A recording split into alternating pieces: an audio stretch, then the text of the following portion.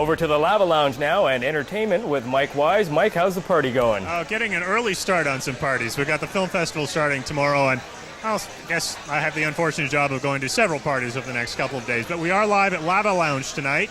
It is the first anniversary for this place on College Street West here, College and Clinton area.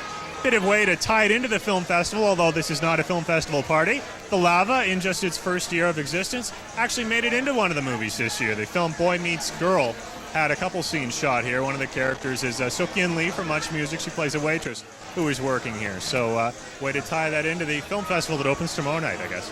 And Mike, a new musical to tell us about? Yeah, musical tonight out in Orangeville that takes a look at an overlooked part of Canada's history, that being the story of the war brides. And these were women in Europe who met Canadian soldiers and followed them back to Canada, starting new lives for them after the Second World War started. Now, the musical War Brides opens tomorrow night at Theatre Orangeville. So it's a way to a new life in the land of opportunity. They were part of the largest wave of mass immigration in this country's history, the War Brides.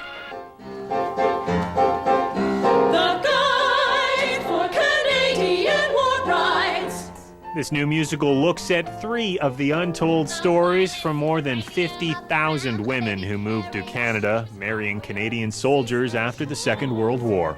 It's just a really strong story about these ladies and the sacrifices they made, and they had a tough time coming to Canada, and I think we've told their story. I'm going to Saguenay Falls in Ontario, all the way from Chessington. War Brides the musical is based on the CBC miniseries War Brides, which starred Sonia Smits. The producer started working on the musical version 4.5 years ago, using the movie's screenwriter to develop the musical's book. Television is much easier. You can do fast cuts. It's a whole different kind of form. But I think that most of our time has been spent on creating the reality and then surrounding that reality with songs and dances.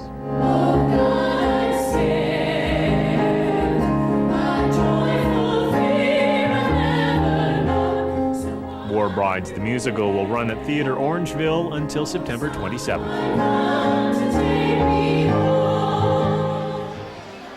We're just relocating and it knocked over someone's drink. First time that ever happened. Now anyway, getting back to War Brides here. That opens tomorrow night at Theatre Orangeville.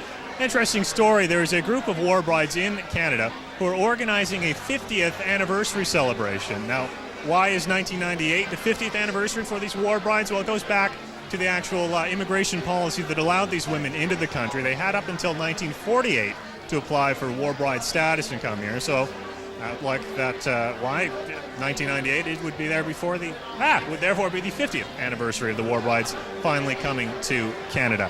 Now, moving on now to a story about Jim Cuddy. You might know him as one of the 2 singers in the band Blue Rodeo. This recently released a solo album, the second member in the band to do that. But if you're a fan of the group, not to worry. This does not mean that the group is breaking up. John Northcott has those details. I'm falling in love night after night. I need to expand my range of expression with my voice to be a better singer. So, well, that pretty much covered it. And I discovered a lot of good wine. A lot of good wine. John Northcott, CBC Entertainment, Toronto. Finally, a bit of film news. If you're a fan of international cinema, you would know that the esteemed Japanese director Akira Kurosawa died on the weekend. Well, tonight, details have come out about what might have been his final project. Apparently, back in December 1993, he wrote a movie called The Ocean Was Watching. Would have been his 31st film, his first film ever dealing with women characters. Actually, about 2 hookers. Based on 2 short stories by a Japanese novelist. Apparently he couldn't get the funding together to make this film, so it will remain unmade.